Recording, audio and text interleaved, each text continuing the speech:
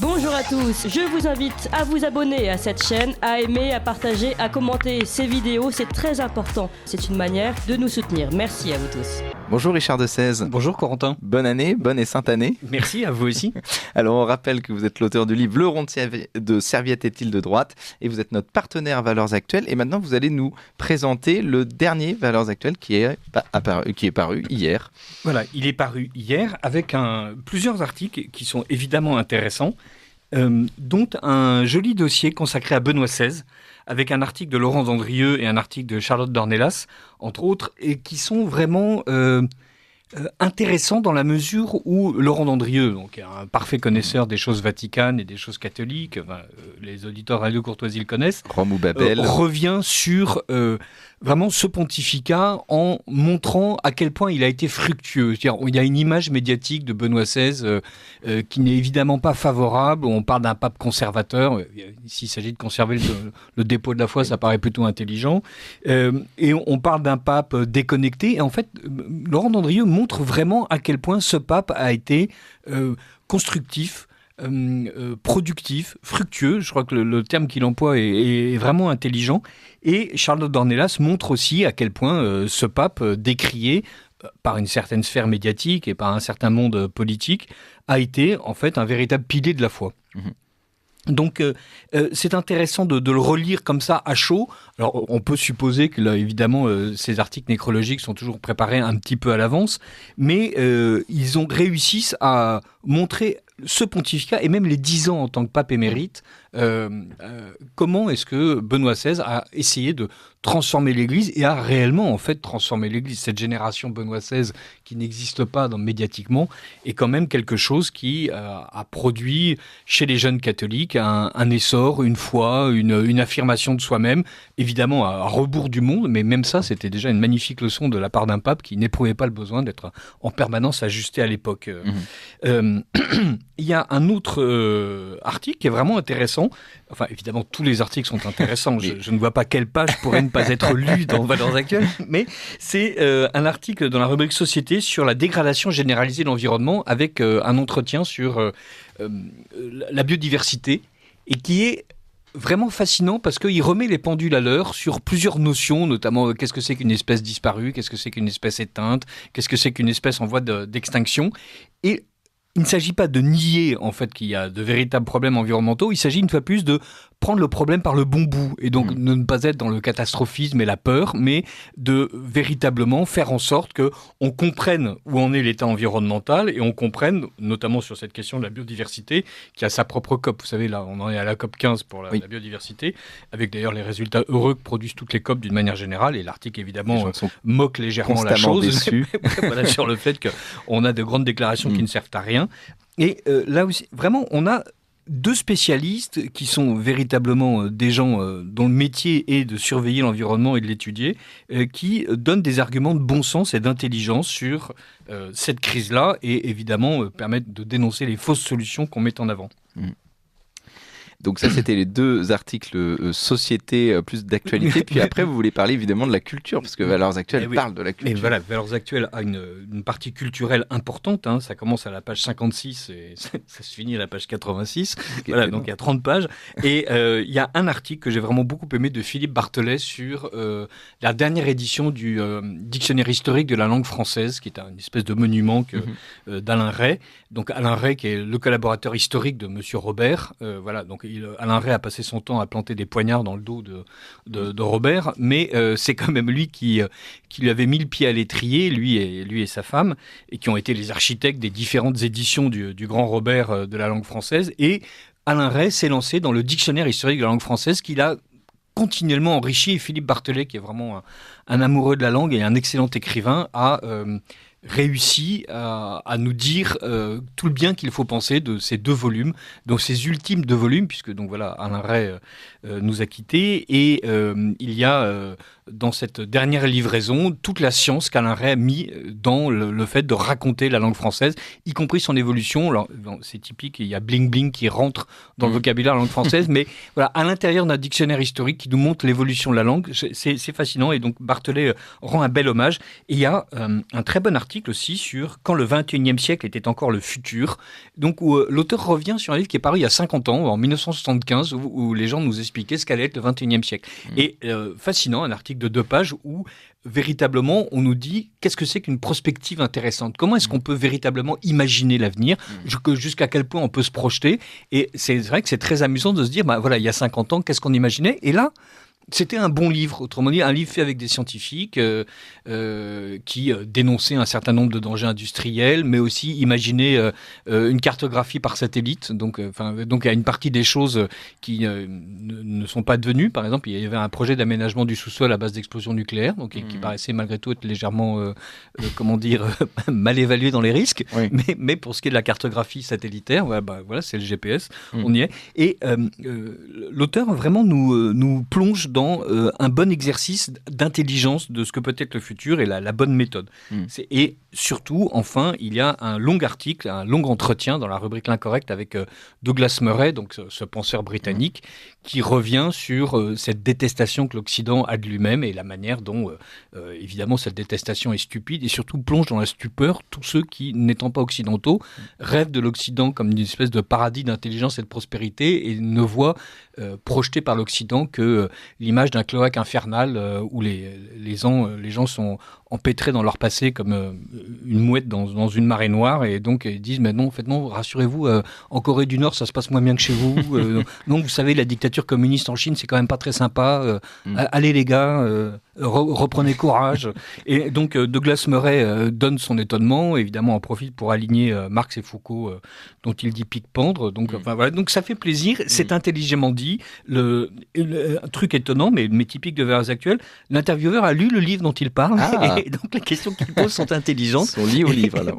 Oui, c'est une méthode qui existe encore peu, mais voilà, que je conseille. Et vraiment un bon numéro, comme d'habitude. Bon, s'il parlait français, on l'aurait invité à la radio, mais bon, je crois qu'il ne parle pas français, malheureusement.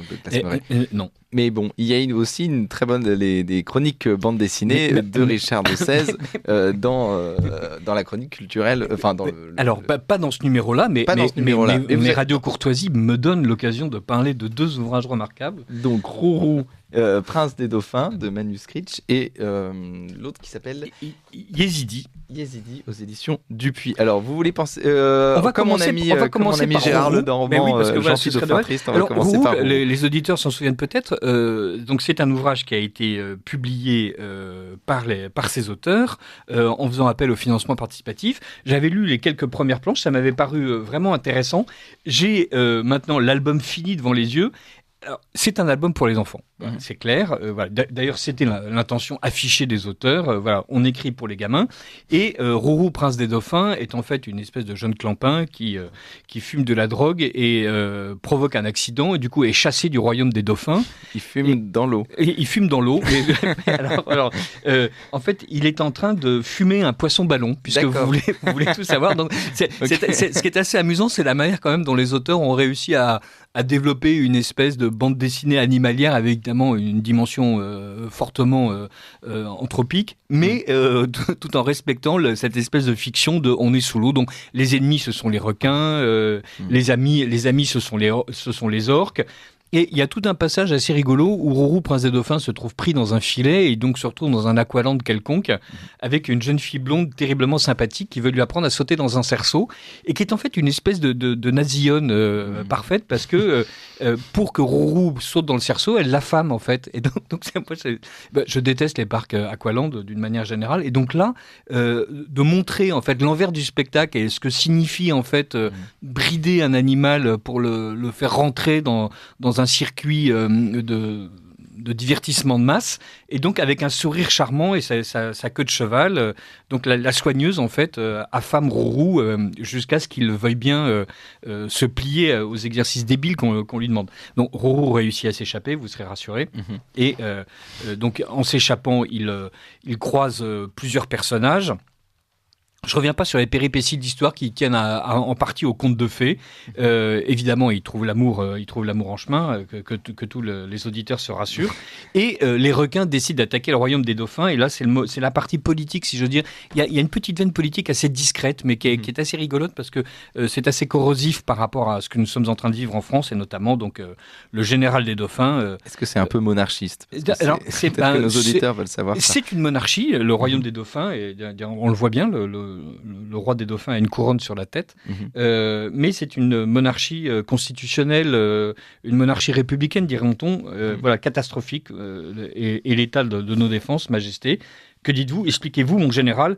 Nos troupes ne sont pas entraînées à la défense, et la défense est d'ailleurs le poste le plus faible de tout le budget du royaume. Comment est-ce possible? Permettez-moi de vous citer, Majesté. Pourquoi se préparer à la guerre? Tout le monde aime les dauphins. Et donc, la manière dont on critique effectivement l'impéritie et l'incurie des démocraties occidentales persuadées que le marché allait faire en sorte que tout le monde les aime et qui sont en train de manger leur pain noir en ce moment est assez amusante. Et on a là un substrat politique assez rigolo. Bon, cela dit, une fois de plus, voilà, c'est parfait pour les enfants de 6 à 8 ans, mais si on a envie d'une bande dessinée vraiment politique, je pense que Rourou, Prince des Dauphins est un peu en dessous des exigences du lecteur adulte. Oui, la lecteur adulte au moins pour vérifier si c'est bien... Les dessins sont charmants, il n'y a rigoureusement rien d'inconvenant, ça peut amuser les petits, il ne faut pas hésiter. Et donc c'est aux éditions Le Temps Retrouvé.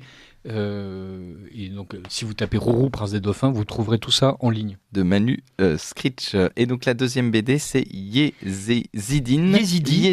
de Ducoudray et Ludevin aux éditions Dupuis. Ça, c'est un album pour les enfants, si on veut, parce que voilà, il y a le dessin. Gros album. Oui, c'est un gros album, donc qui fait 140 pages. C'est l'histoire d'enfants yézidis qui sont enlevés par l'État islamique, Daesh, et vendus à un Égyptien, donc autrement dit vendus comme esclaves, et qui réussissent à s'échapper et à revenir dans un pays qui les accueille, où leur oncle Ahmad, en fait, a monté un réseau de rachat d'esclaves yézidis, puisque Daesh n'hésite pas à vendre les gens qu'il a capturés.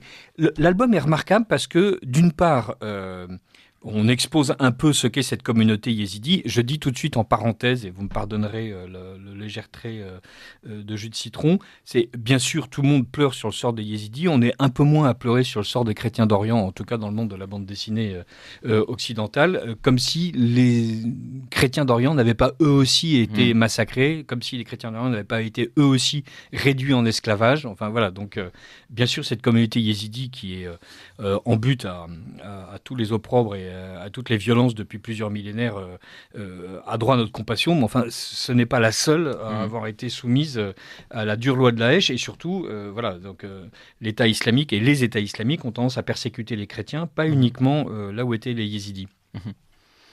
Donc on assiste à la manière dont Daesh va arriver dans ce village yézidi, dont les musulmans du coin expliquent que Daesh, c'est pas un problème. Donc, il est bien normal que les gens donnent leurs armes en signal de bonne foi. Et donc, si vous gardez vos armes pour vous défendre, ça signifie que vous voulez nous attaquer. Et donc, les yézidis disent, bah non, c'est juste qu'en fait, Daesh,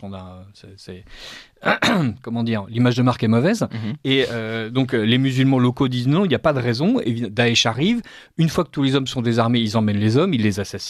Ils raflent les femmes et les enfants, et donc ils vendent les plus vendables à des gens charmants comme ces Égyptiens, donc où les gens sont ou violés par leur maître, ou frappés par les petits musulmans égyptiens à qui on explique qu'un esclave a le droit d'être tapé, et donc on voit un gamin égyptien qui est en train de frapper les deux jeunes yézidis parce que voilà, j'ai le droit, t'es une esclave, c'est maman qui me l'a dit. Et donc c'est dessiné un peu comme un manga. Les couleurs sont charmantes, les personnages ont de grands yeux, l'histoire est horrible, et c'est véritablement une bande dessinée remarquable parce que donc c'est pour les enfants, pas tellement.